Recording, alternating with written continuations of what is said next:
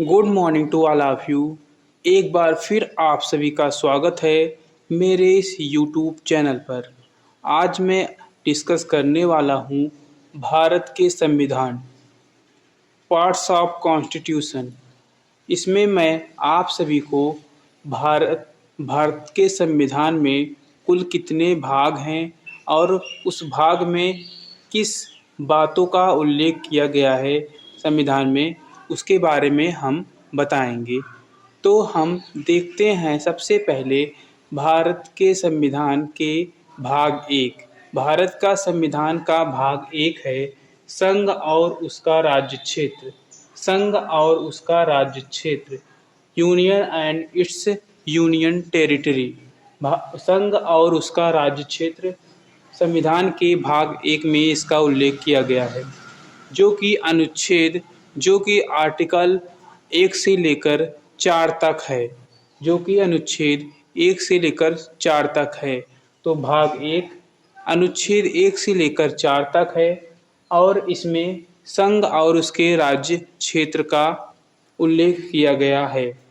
तो हम सभी जानते हैं कि वर्तमान में भारत में कुल 28 राज्य हैं और 8 यूनियन टेरिटरीज, 8 केंद्र शासित प्रदेश हैं। तो इस भाग एक में इन सभी का उल्लेख किया गया है। इसके बाद देखते हैं भाग दो। भाग दो क्या है? भाग दो में उल्लेख किया गया है नागरिकता का। नागरिकता में होता है सिटीजनशिप। सिटीजनशिप का उल्लेख किसमें किया गया है? भाग दो में, जो कि आर्टिकल 5 से लेकर 11 तक नागरिकता का उल्लेख किया गया है। सिटीजनशिप का उल्लेख अनुच्छेद 5 से 11 तक इसका उल्लेख किया गया है। इसके बाद देखते हैं भाग तीन। भाग तीन में क्या बताया गया है? भाग तीन में बताया गया है मौलिक अधिकार, फंडामेंटल राइट्स।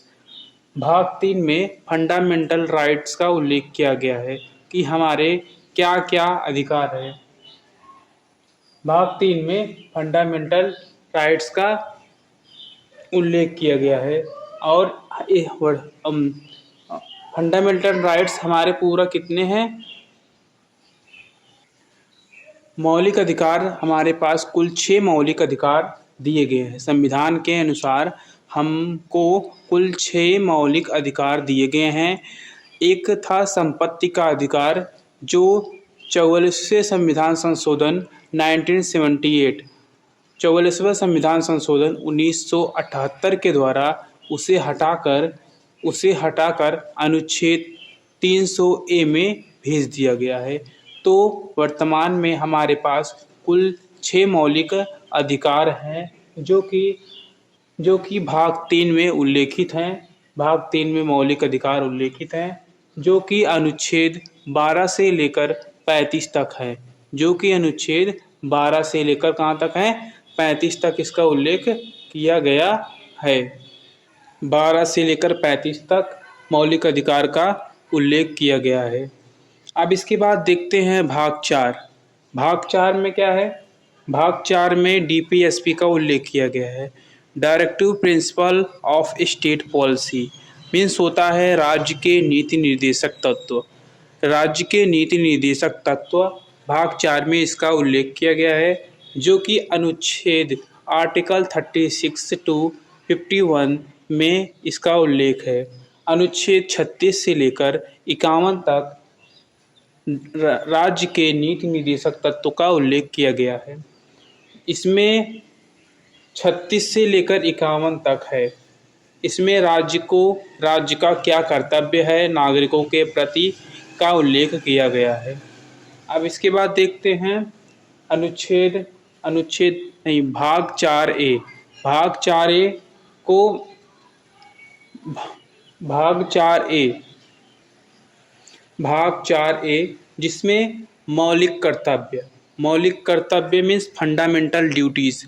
भाग 4A में फंडामेंटल ड्यूटीज़ का उल्लेख किया गया है, जो कि अनुच्छेद 51 का, जो कि 42वें संविधान संशोधन 1976 के द्वारा भाग 4A को ऐड किया गया है। तो क्या है? अनुच्छेद 51 का को ऐड किया गया है, जिसमें किसका उल्लेख है, मौलिक कर्तव्य, फंडामेंटल ड्यूटी का उल्लेख किया गया है। वर्तमान में कुल मौलिक कर्तव्य 11 हैं। वर्तमान में कुल मौलिक कर्तव्य कितना है, 11 मौलिक कर्तव्य है। 11वां मौलिक कर्तव्य 86वें संविधान संशोधन 2002 के द्वारा अटल बिहारी वाजपेयी के प्रधानमंत्रित्व काल में इसे जोड़ा गया है, 11वां मूल कर्तव्य को। तो भाग 4A में मौलिक कर्तव्य है अनुच्छेद 51A में। अब इसके बाद देखते हैं अनुच्छेद भाग 5। क्या देखते हैं, भाग 5। भाग 5 में किसका उल्लेख किया गया है, संघ सरकार का। भाग 5 में संघ सरकार का उल्लेख किया गया है, जो कि आर्टिकल 52 से लेकर 151, 52 से 151, 151 के बीच में भाग 5 संघ सरकार का उल्लेख किया गया है, जिसमें प्रधानमंत्री, राष्ट्रपति, कार्यपालिका का भी इसमें उल्लेख किया गया है। भाग 5 जो कि संविधान का सबसे बड़ा भाग है, जिसमें कुल 5 अध्याय हैं। भाग 5 में कुल 5 अध्याय हैं, जो कि सबसे ज़्यादा अनुच्छेद इसी भाग में है। भाग 5 में संघ सरकार का उल्लेख है। अब इसके बाद देखते हैं भाग 6। इसके बाद देखते हैं भाग 6। भाग 6 में राज्य सरकार का उल्लेख किया गया है। भाग 6 में राज्य सरकार का उल्लेख किया गया है, जिसमें अनुच्छेद 152 से लेकर 237, 152 से लेकर 237 अनुच्छेद हैं, आर्टिकल्स हैं। इसमें राज्य सरकार में मुख्यमंत्री, राज्यपाल इत्यादि और विधानसभा, विधानमंडल का उल्लेख इसमें भाग 6 में किया गया है। राज्य सरकार के अंतर्गत अनुच्छेद कितना है, 152 से लेकर 152 टू 237, 337 इसमें क्या है, अनुच्छेद है। इसके बाद देखते हैं भाग 7, जो कि निरस्त कर दिया गया है। भाग 7 को क्या कर दिया गया है, निरस्त कर दिया गया है। अब इसके बाद देखते हैं भाग 8। भाग 8 क्या है, भाग 8 में संघ राज्य क्षेत्र का उल्लेख किया गया है, जो कि अनुच्छेद 239 से 242 के बीच में है। भाग 8 में संघ राज्य क्षेत्र का उल्लेख किया गया है, अनुच्छेद 239 से लेकर 242 के बीच में अनुच्छेद इसमें हैं। हम जानते हैं कि भारत के संविधान में शक्तियों का विकेंद्रीकरण किया गया है। इसीलिए भाग 9 में पंचायतों का गठन किया गया है। तो भाग 9 में पंचायतों का उल्लेख किया गया है। इसका उल्लेख किया गया है तो पंचायतों का, भाग 9 में पंचायतों का उल्लेख किया गया है, जो कि अनुच्छेद 243, 243, आर्टिकल 243 से लेकर 243 ओ के बीच में है। तो भाग 9 में पंचायत का उल्लेख किया गया है, अनुच्छेद 243 से लेकर 243 ओ के बीच में है। उसके बाद देखते हैं भाग 10। भाग 9A, भाग 9A और भाग 9B, जो कि अमेंडमेंट के द्वारा इसको क्या कर दिया गया है, ऐड कर दिया गया है संविधान संशोधन के द्वारा। तो भाग 9A में नगर पालिका है और भाग 9A में नगर पालिका का उल्लेख किया गया है। भाग 9B में सहकारी समितियों का उल्लेख किया गया है। नगर पालिका अनुच्छेद 243P से लेकर 243G तक है, जो कि भाग 9 में इसका उल्लेख किया गया है। किसका, नगर पालिका का, और भाग 9 में पंचायतों का, और भाग 9B में सहकारी समितियों का उल्लेख किया गया है, जो कि अनुच्छेद सहकारी समितियाँ, जो कि अनुच्छेद 243 से ZG, जो 243 ZH से लेकर 243 ZT तक है। 243 ZH से लेकर 243 ZT तक इसका उल्लेख सहकारी समितियों का उल्लेख किया गया है। उसके बाद देखते हैं भाग 10। भाग 10 में किसका उल्लेख किया गया, अनुसूचित और जनजातीय क्षेत्रों का उल्लेख किया गया है। अनुसूचित और जनजातीय क्षेत्रों का उल्लेख किया गया है, जो कि अनुच्छेद 244 से लेकर 244 ए के बीच में है। 244 और 244 ए अनुसूचित क्या है, अनुसूचित और जनजातीय क्षेत्रों का उल्लेख किया गया है, भाग 10 में है। उसके बाद देखते हैं भाग 11। भाग 11 में संघ और राज्यों के बीच संबंध। भाग 11 में किसकी क्या है, संघ और राज्यों के बीच में संबंध, relation between union and states. इसमें अनुच्छेद 245 से लेकर 263, अनुच्छेद 245 से लेकर क्या है 263 का इसमें अनुच्छेद हैं, इसका उल्लेख किया गया है। तो संघ और राज्यों के बीच संबंध भाग 11। इसके बाद देखते हैं भाग 12। भाग 12 क्या है, वित्त, संपत्ति, संविदाएं और वाद। भाग 12 में वित्त है, संपत्ति है और संविदाएं हैं और वाद। हमने आपको बताया था कि भाग संपत्ति के अधिकार का क्या कर दिया है, संपत्ति के अधिकार को मूल कर्तव्य से हटाकर अनुच्छेद 300 में 300 ए में क्या कर दिया गया, ऐड कर दिया गया। तो संपत्ति के अधिकार को किस भाग में लाया गया, तो भाग 12 में वित्त और संपत्ति, संविदाएं और वाद, जो कि अनुच्छेद 264 से लेकर 300 ए में है। उसके बाद देखते हैं भाग 13। भाग 13 में क्या है, भारत के राज्य क्षेत्र के भीतर व्यापार, वाणिज्य एवं समागम। भारत के राज्य के भीतर में ही व्यापार होगा, वाणिज्य होगा, कॉमर्स होगा और समागम होगा। भाग 13 में इसका उल्लेख है, जो कि अनुच्छेद 301 से लेकर 307 के बीच में है। अनुच्छेद 301 से लेकर 307 के बीच में है। अब हम देखते हैं भाग 14, जो कि इम्पोर्टेंट है। भाग 14 क्या है, संघ और राज्यों के अधीन सेवाएं। भाग 14 क्या है, संघ और राज्यों के अधीन सेवाएं, जो कि आर्टिकल 308 से लेकर 323, 308 से लेकर 323 अनुच्छेद इसमें है। भाग 14 में संघ और राज्यों के बीच अधीन सेवाएं में जैसे आईएएस, आईपीएस, संघ लोक सेवा आयोग, राज्य से लोक सेवा आयोगों का उल्लेख भाग 14 में किया गया है, जो कि अनुच्छेद 312 है, 315 है, जो कि भाग 14 के अंतर्गत आता है। उसके बाद देखते हैं भाग 14A। इसमें ट्रिब्यूनल्स, अधिकरणों का उल्लेख किया गया है। ट्रिब्यूनल्स जिसमें अधिकरणों का उल्लेख किया गया है, जो अनुच्छेद 323A से लेकर 323B है। इसमें 323A, 323B भाग 14 के अंतर्गत आते हैं। उसके बाद देखते हैं भाग 15। भाग 15 में निर्वाचन का उल्लेख किया गया है। निर्वाचन मीन्स होता है चुनाव कैसे कराया जाता है। तो भाग 15 में निर्वाचन आर्टिकल 324 से लेकर 329, 324 से लेकर 324, इसमें इलेक्शन कमीशन, निर्वाचन आयोग का उल्लेख किया गया है अनुच्छेद 324 में। भाग 15 में क्या है, निर्वाचन आयोग, ये इम्पोर्टेंट है। इसके बाद देखते हैं भाग 16। क्या, भाग 16 में कुछ वर्गों से संबंधित विशेष प्रावधान है। भाग 16 में क्या है, कुछ वर्गों से संबंधित विशेष प्रावधान है, जो कि अनुच्छेद 330 से 342A, अनुच्छेद 330 से 342A में इसका उल्लेख है।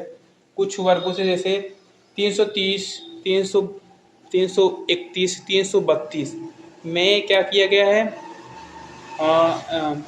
ओबीसी वर्ग आयोग के लिए आरक्षण, एससी के लिए आरक्षण, एसटी के लिए आरक्षण इसी भाग में किया गया है, भाग 16 में। तो वर्गों से संबंधित विशेष प्रावधान इसी भाग में है।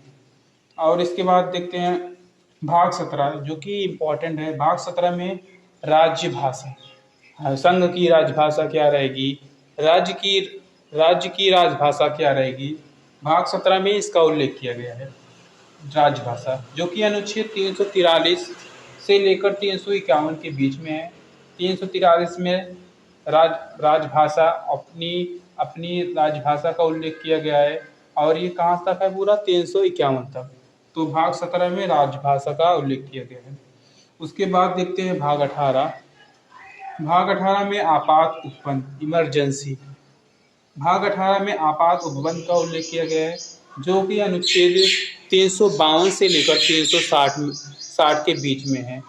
तो हाँ, इमरजेंसी कुल 3 प्रकार की होती हैं: राष्ट्रपति शासन, वित्तीय आपातकाल, राष्ट्रपति शासन, और क्या है, युद्ध के आधार पर क्या है शासन किया जा सकता है। आपात इमरजेंसी का इमरजेंसी जो है जर्मनी से लिया गया है। तो भाग 18 में आपात उपबंध इमरजेंसी का क्या किया प्रावधान किया गया है अनुच्छेद 352 से लेकर 360। उसके बाद देखते हैं अनुच्छेद 19। अनुच्छेद 19 में प्राकिरण का उल्लेख किया गया है, जो कि अनुच्छेद 361 से 367 के बीच में है। 361 से 367 के बीच में है। भाग 19 में क्या है प्राकिरण, अनुच्छेद 361 से लेकर 367 के बीच में है। उसके बाद देखते हैं भाग 20। भाग 20 में संविधान संशोधन। भाग 20 में क्या है संविधान संशोधन का प्रावधान किया गया है, जो कि इसमें केवल एक ही अनुच्छेद है, अनुच्छेद 368। तो संविधान संशोधन का उल्लेख भाग 20 में किया गया है 20 में, जिसमें अनुच्छेद 368 है। उसके बाद देखते हैं भाग 21। भाग 21 में क्या है अस्थायी संक्रमणशील विशेष उपबंध। भाग 21 में अस्थायी संक्रमणशील विशेष उपबंध किया गया है, जो कि अनुच्छेद 369 से लेकर 392 के बीच में है। 369 से लेकर 392 के बीच में है। भाग 22 में क्या है, भाग 22 में संक्षिप्त नाम प्रारंभ, हिंदी में प्राधिकृत पाठ और निरसन। संक्षिप्त नाम प्रारंभ, हिंदी में प्राधिकृत पाठ और निरसन, जो कि अनुच्छेद 393 से लेकर 395 के बीच में है। ये थे हमारे भारत के संविधान के भाग। जैसा कि आप सभी को हम बता दें कि भारत के संविधान में कुल 22 भाग हैं, 12 अनुसूचियां हैं और कुल 355 अनुच्छेद हैं। कितने अनुच्छेद हैं? कुल 395 अनुच्छेद हैं और कुल 395 अनुच्छेद हैं और कुल कितने भाग है? 22 भाग है, जो अभी जस्ट मैंने कंप्लीट किया है। और कुल 12 अनुसूचियां हैं। 12 अनुसूचियां हैं। पहले मूल संविधान में कुल कितनी अनुसूचियां थी? 8 अनुसूचियां थी और जो 4 अनुसूचियां हैं उनको संविधान संशोधन करके उन्हें जोड़ा गया है। तो भारत के संविधान में जो 22 अनुसूचियां हैं, इन जो 22 भाग हैं, इन सभी 22 भागों को याद नहीं करना है। जो इम्पॉर्टेंट है मैं आप सभी को बता दे रहा हूँ। जो इम्पॉर्टेंट है एग्ज़ाम के पॉइंट ऑफ व्यू से, आप सभी लोग केवल उनको ही बार बार रिवीजन करेंगे। जैसा कि इसमें आप सभी को पता है भाग 1 इम्पॉर्टेंट है, भाग 2 इम्पॉर्टेंट है, भाग 3 और भाग 4।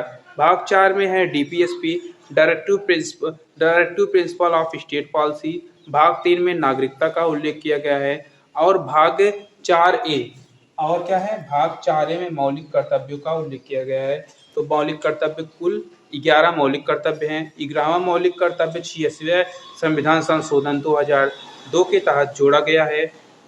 जिस समय जोड़ा गया था उस समय भारत के प्रधानमंत्री अटल बिहारी वाजपेयी थे।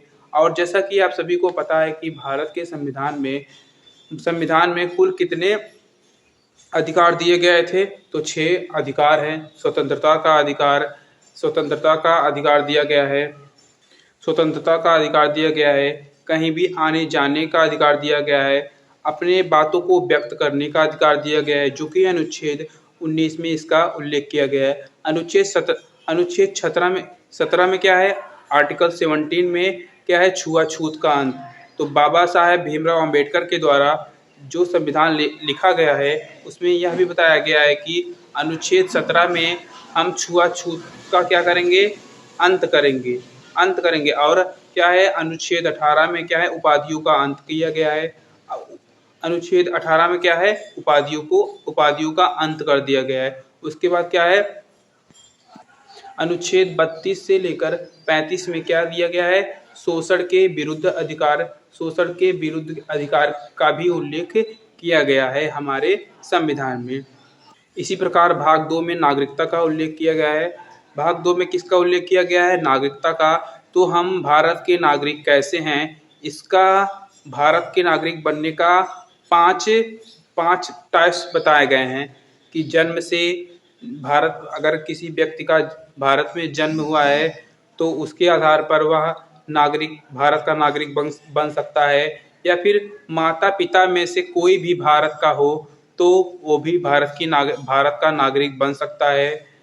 ऐसे ही मतलब 5 प्रकार हैं कि जो भारत के नागरिक बन सकते हैं। तो आज के लिए इतना ही। अगले वीडियो में एक बार फिर मुलाकात होगी। जय हिंद।